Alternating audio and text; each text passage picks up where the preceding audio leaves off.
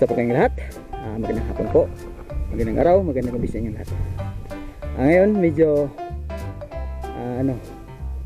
happy tayo ngayon kasi after ng 3 months makapag-harvest na tayo ng tanim natin na kapsal. Kahit medyo bumaba yung presyo guys, pero pasalamat pa rin tayo kasi ito paano, meron pa rin tayong ma-harvest at may kapira pa rin tayo. Samahan nyo kami sa aming pag-harvest ngayon. Okay, let's go.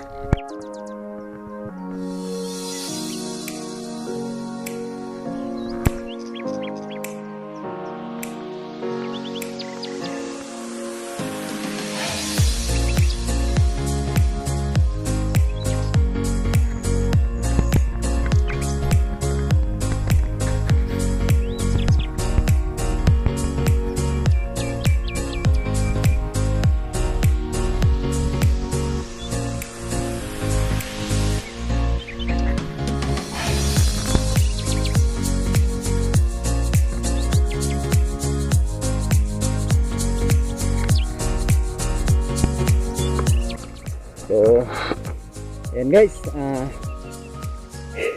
kakaway lang namin. Dito na kami sa baba. Nahihirapan kami magdala kasi tatlo lang kami. Wala nang taga-video sa amin.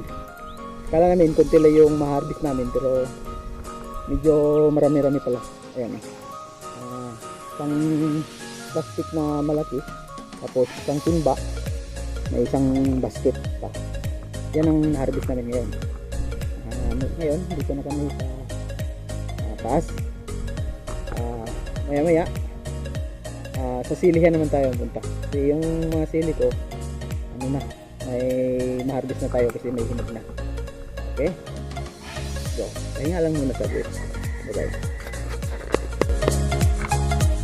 Yun, ang basket, apat na patola, isang gimba, tapos ayan, isang malaking plastic, siguro kulang-kulang mga 50 kilos to. Uwi na. Bigyan tambal ba? Uwi na.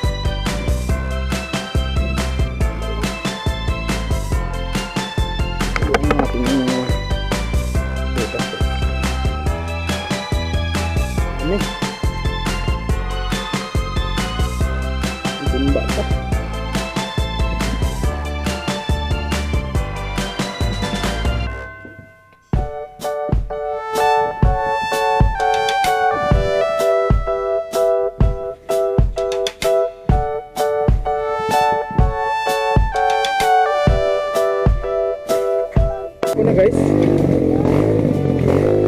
mga daming sili.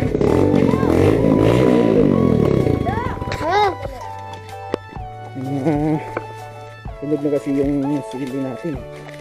Kaya siling labuyo ito guys, ang kunin natin. Native sili, yung maanghang. Ayan, yung mga unang bunga lang puno natin. Ayan. Kahapon na yung kinuha na ako doon sa taas. Kunin natin ulit yung mga bagong may puti pa eh. Ayan, malapit na mahinog yung kunin natin. Ayan, ito. Ayan, puti. Ayan, mga pula. Tapos tayo.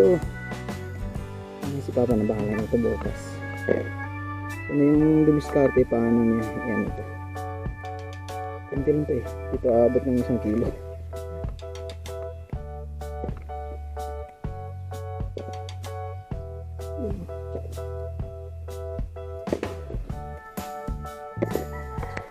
Isang puno lang ito kinuha ko guys, pero yun ko, bakit may puti?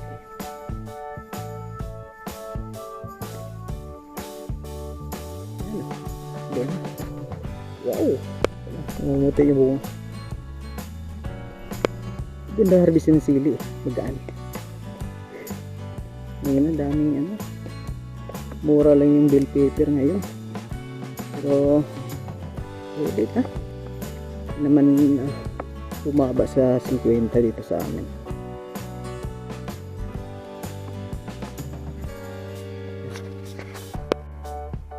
Yun, ito lang yung nakuha natin guys. Unang hinog niya. Sa sunod marami na yan. Mas bulaklak pa eh.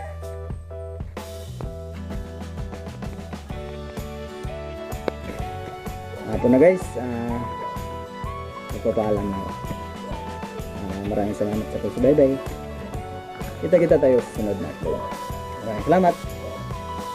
Bye-bye.